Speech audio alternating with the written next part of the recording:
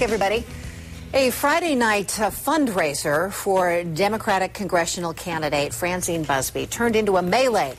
It went awry, shall we say. A lot of things happened there over the weekend. A 60-year-old woman who was hosting the fundraiser ends up getting pepper sprayed along with 20 other guests.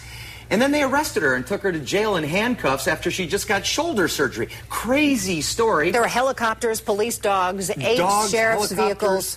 It was a political fundraiser with middle-aged people. Anyway, earlier this morning we talked to Francine Busby about what she thought happened there.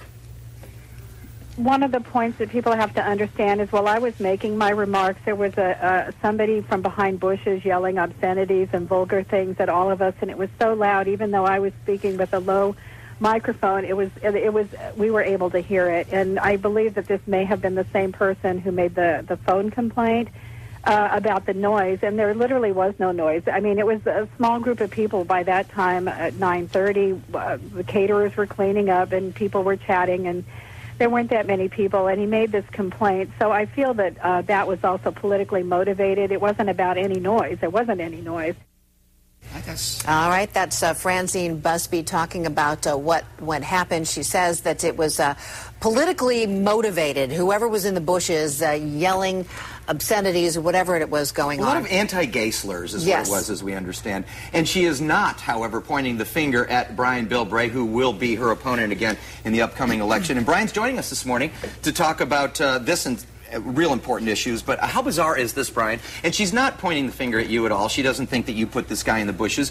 But obviously, here's Francine Busby getting ready for her campaign again. Suddenly, they have this fundraiser, pepper spray, dogs, helicopters, 60-year-old woman is arrested and taken to jail. Craziness. Absolutely bizarre. But, Dan, that just shows you, look, when an officer comes to your door or pulls you over, there's just no reason not to cooperate. I mean, it takes something that should have been no incident at all and just blows it out. Look, the officer doesn't want to sit there and have to go through all of this either. I mean, I'm sure he or she just prefers to be able to make out the report, fill it out, get the information, and then file a report. They hate these reports to start with, but then it starts growing. And I think the biggest issue is what my dad always said: yes, sir, no, sir, give them, cooperate, and the thing becomes blown out of proportion. The fact is, as soon as you start playing games, don't give him what he needed to fill out his report, then it escalates and becomes this bizarre situation. And we've been told by the San Diego Sheriff's Department this morning that they will have no comment on this matter right now.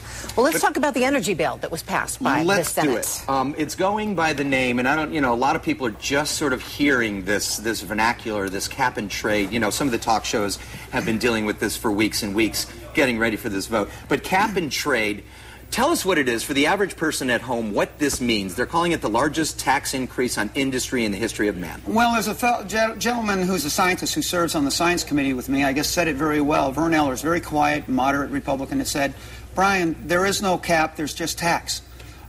This really, what's happening is the backroom deals have been cut between all these special interest groups. I've watched the authors working on this, meeting with people, going back. The greatest threat to the environment right now is all the smoke coming from the backroom deals. It subsidizes coal. There's just no way you can continue to justify the burning of coal if you're going to address the climate change issue. What way does it subsidize coal? Well, it creates a whole new exemption for them to be able to pay indulgences so they continue to pollute. We don't have time to continue to wait 10, 20 years on this issue. And remember, this is the author of this, Waxman, was the man who brought us MTBE and ethanol. And for 20 years, he's continued to deny that mistake where all the scientists know it. In fact, this bill continues to subsidize ethanol, even though we know it's wrong, because he needed to have the farm votes here. So the problem is that to get the votes to pass this bill, they had to sell out the intention of the bill, and that was to reduce emissions so we could avoid climate change. So instead of doing that, what they're saying is to these coal plants and to these other polluting,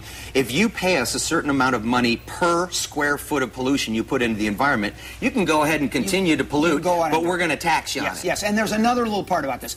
I served on the Air Resources Board here in California for 6 years. I know what true cap and trade talks about. They're talking about international trading where you're going to have have people that have been growing teak for 50 years down south, down in Latin America. They now are going to be selling and buying, and it's not going to be the poor farmer who ends up getting the money. It's going to be these big, wealthy conglomerates that are going to be saying, we have this offset for you, and buy up our deal. Even though they're selling the lumber, the teak, and going off in the market, they're not changing anything, but they're making a big one. And we saw that problem when Ms. Pelosi tried to get offsets for the pollution at the Capitol. And even in the United States, there was huge fraud. Even Congress couldn't execute this just for the Capitol without having huge fraud involved. And Congressman Bilbray, we want to continue talking to you about this and also Iran and some of the other issues, including Madoff sentencing, which is happening right now. We're going to take you there live, and we'll come back and get your reaction on that and some of the other